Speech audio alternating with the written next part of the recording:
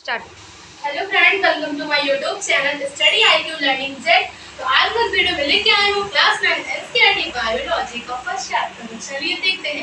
अगर ये वीडियो आपको अच्छी लगे तो please like, subscribe and share.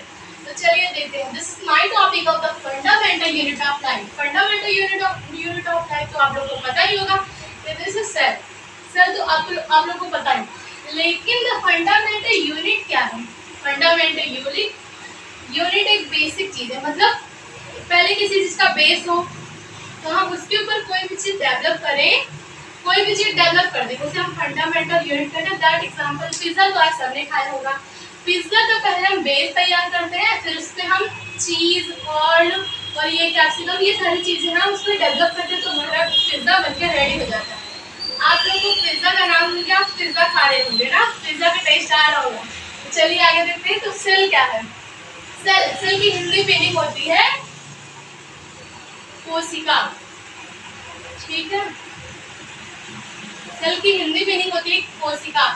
What is the definition of cell? Structural and functional unit of life. Structural cell हमारी लाइफ की स्ट्रक्चरल एंड फंक्शनल यूनिट हमारी सेल है, और इसी पे आधारित है, हमारी सेल पे ही हमारी लाइफ आधारित है। जैसे एग्जाम्पल, जैसे बिल्डिंग है।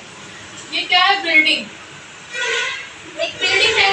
बिल्डिंग किससे बनी है? बिल्डिंग ब्रिक से बनी है। ब्रिक हमारी क्या है? सेल है। ब्रिक हमारी सेल है।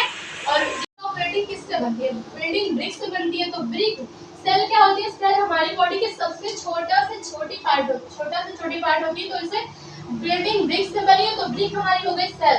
और ब्रिक किससे बनी है? स्टैंड, मतलब मिट्टी से बनी है। स्टैंड क्या है? एटम है। मैं केमिस्ट्री में बताऊंगी कि एटम क्या होता है, इसलिए अभी हम बायोलॉजी पढ़े तो बायोलॉजी पर ध्यान देते हैं। तो फिर बिल्डिंग बनी है ब्रिक से, ब्रिक बनी है स्टैंड से। तो ब्रिक है सेल और स्टैंड है एटम। और ये क्या है? सेल से मिलकर क्या बना है? टिश्यू। सेल से मिलकर टिश्यू बना है, और टिश्यू से मिलकर ऑर्गेन बना है। ऑर्गेन से ऑर्गेन सिस्टम बना है, ऑर्गेन सिस्टम से ऑर्गेनिज्म बना है। ठीक है, आपको समझ में आया? तो उतना आप लोगों ने पढ़ लिया। तो अब हम पढ़ेंगे who is the discover of cell. Robert Hooke आप सबको पता होगा, लेकिन रॉबर्ट हुक ने पहली बार डिस्कवर किया सेल को। लेकिन इन्होंने कैसी सेल को डिस्कवर किया? डेड सेल को डिस्कवर किया, ना कि लिविंग सेल को। डेड सेल को लेकिन इन्होंने डिस्कवर कैसे किया? इनको कैसे, मतलब कि वो कैसे डिजाइन, मतलब उनको एक बार की ट्री का एक कॉक सब्सटेंस मिला, उन्होंने सेल्फ डिजाइन माइक्रोस्कोप से उसको देखा, सेल को देखा, तो उन्होंने डेड सेल को डिजाइन किया, मतलब डिस्कवर किया अपने सेल्फ माइक्रोस्कोप से। वो लेकिन वो जब उन्होंने देखा तो उसका स्ट्रक्चर कैसे था? उसका स्ट्रक्चर एक हनीकॉम्ब की तरह, मतलब ऐसे ऐसे ऐसे ऐसे। हनीकॉम्ब का स्ट्रक्चर तो आप लोग जानते ही होंगे, ऐसे बहुत टाइम लगेगा बनाने में। ऐसे हनीकॉम्ब की तरह, हनीकॉम्ब उसका स्ट्रक्चर हनीकॉम्ब की तरह था। तो इन्होंने डेड सेल को डिस्कवर किया। तो फिर लिविंग सेल को किसने डिस्कवर किया था? Who is the discover of living cell? हाँ, तो आप लोगों ने देखा कि डेड सेल को किसने डिस्कवर किया है?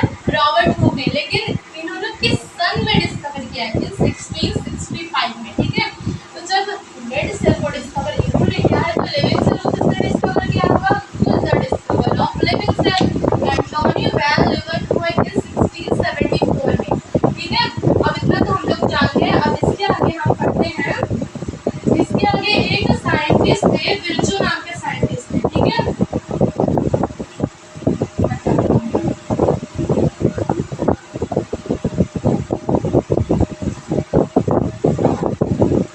इसके आगे एक विर्चो नाम के साइंटिस्ट थे। 1855 एक विर्चो नाम के साइंटिस्ट थे। इसके आगे इन्होंने सेल के बारे में थोड़ा बढ़ा चढ़ा कर बताया। किस सन में? 1855 में इन्होंने बताया कि जो सेल, जो हमारी नई सेल है, वो पहले की ही सेल से arise from the pre existing cell, पहले की ही सेल से आई है। जो हमारी नई सेल है वो पहले की ही सेल से आई है। तो फिर हम इसीलिए विर्चो साइंटिस्ट थे, उन्होंने थोड़ा बढ़ा चढ़ा कर बताया। अब हम बात करते हैं कि सेल कितने टाइप के होते हैं, कितने टाइप के। तो हमने साइंटिस्ट को पढ़ लिया। तो अब पढ़ते हैं हम टाइप्स, मतलब सेल के टाइप्स कितने होते हैं, मतलब सेल के टाइप्स नहीं पढ़ेंगे, सेल को किस भागों में किस तरह सेल होते हैं, unicellular and multicellular. Unicellular and multicellular, unicellular मतलब होता है एक कोशिका, मल्टीसेलुलर मतलब होता है बहु कोशिका। Unicellular, what is the definition of unicellular?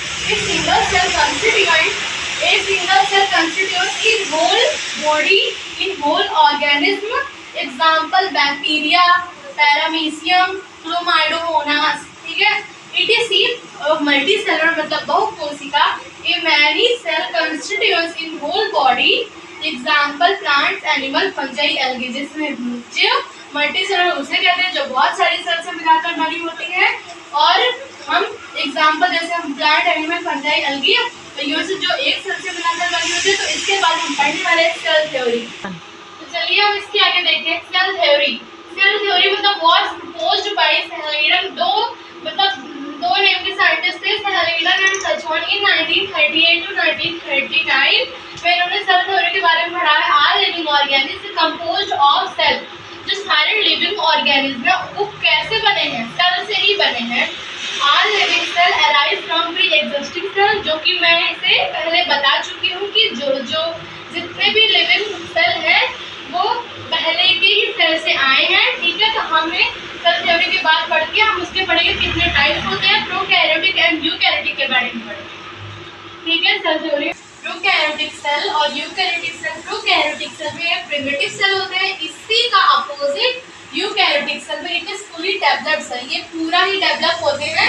और प्रोकैरियोटिक का नेक्स्ट पॉइंट होगा कंटेन सिंगल क्रोमोसोम, जिसमें सिंगल क्रोमोसोम पाए जाते हैं।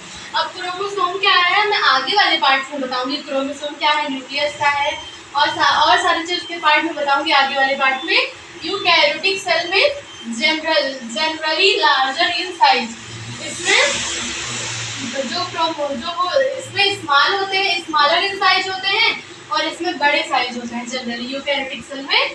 और nucleus is absent, contain single chromosome इसमें पाए जाते हैं, कंटेन मेनी क्रोमोसोम, इसमें एक ही क्रोमोसोम पाए जाते हैं, इसमें बहुत सारे क्रोमोसोम पाए जाते हैं। और न्यूक्लियस इज एब्सेंट, इसमें एब्सेंट होता है न्यूक्लियस, और न्यूक्लियस इज प्रेजेंट, इसमें प्रेजेंट होते हैं। मतलब इसी का अपोजिट हो जाएगा, प्रोकैरियोटिक में जो रहेगा उसका अपोजिट आप यूकैरियोटिक में देंगे। और इसके बाद न्यूक्लियस, लेकिन हमें इसके टॉपिक को समझकर इसे पढ़ना पड़ेगा और याद करना पड़ेगा, जिससे हम कंफ्यूज ना हो। और नेक्स्ट पॉइंट है न्यूक्लियोलस, हम बताएंगे कि न्यूक्लियोलस भी क्या है। न्यूक्लियस के अंदर न्यूक्लियोलस पाया जाता है, न्यूक्लियोलस इज एब्सेंट, ये भी इसमें एब्सेंट होते हैं प्रोकैरियोटिक सेल में, और यूकैरियोटिक सेल में ये प्रेजेंट होते हैं। तो प्रोकैरियोटिक सेल का एग्जांपल हो जाएगा mycoplasma, bacteria, blue green algae. और यूकैरियोटिक सेल का हमारा एग्जांपल होगा फंजाई, एल्गी, इसमें ब्लू ग्रीन एल्गी है लेकिन यह एल्गी है, फंजाई, एल्गी, तो हमने प्रोकैरियोटिक यूकैरियोटिक सेल को पढ़ लिया। अब हमारा नेक्स्ट एंड लास्ट टॉपिक है components of cell. Component of cell, component of cell के अंदर कौन कौन से कंपोनेंट आते हैं सेल के अंदर? सेल मेम्ब्रेन और प्लाज्मा मेम्ब्रेन, न्यूक्लियस, साइटोप्लाज्म। ठीक है, हम इसके बारे में भी बताऊंगी कि सेल मेम्ब्रेन क्या है, प्लाज्मा मेम्ब्रेन क्या है, इसके अंदर सेल वॉल पाए जाते हैं, बहुत सारी चीजें इसमें पाई जाती है सेल मेम्ब्रेन, और न्यूक्लियस बताऊंगी, साइटोप्लाज्म। लेकिन आज के लिए बस इतना ही, इसके आगे वाले पार्ट में बताऊंगी कि न्यूक्लियस, साइटोप्लाज्म, क्रोमोसोम, ये सारी चीजें क्या है। तो आज के लिए बस इतना ही, थैंक यू। अगर ये वीडियो आपको अच्छी लगी तो please like, subscribe and share. Start. Hello friend, welcome to my YouTube channel study IQ learning Z. तो आज मैं वीडियो में लेके आई हूँ क्लास 9 एनसीईआरटी बायोलॉजी का फर्स्ट चैप्टर। चलिए देखते हैं, अगर ये वीडियो आपको अच्छी लगी तो please like, subscribe and share.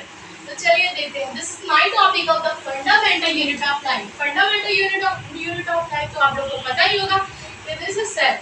Cell तो आप लोगों को पता है, लेकिन द फंडामेंटल यूनिट क्या है? फंडामेंटल यूनिट एक बेसिक चीज है, मतलब पहले किसी चीज का बेस हो तो हम उसके ऊपर कोई भी चीज डेवलप करें, कोई भी चीज डेवलप कर दें, उसे हम फंडामेंटल यूनिट कहते हैं। दैट एग्जांपल पिज्जा, तो आप सबने खाया होगा।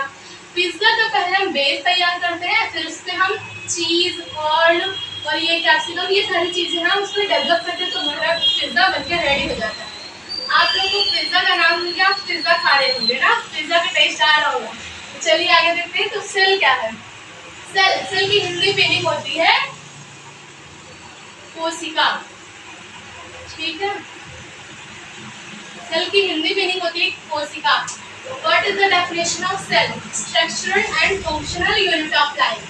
Structural cell हमारी लाइफ की स्ट्रक्चरल एंड फंक्शनल यूनिट हमारी सेल है और इसी पे आधारित है, हमारी सेल पे ही हमारी लाइफ आधारित है। जैसे एग्जांपल, जैसे बिल्डिंग है, ये क्या है? बिल्डिंग, एक बिल्डिंग है। बिल्डिंग किससे बनी है? बिल्डिंग ब्रिक से बनी है। ब्रिक हमारी क्या है? सेल है। ब्रिक हमारी सेल है और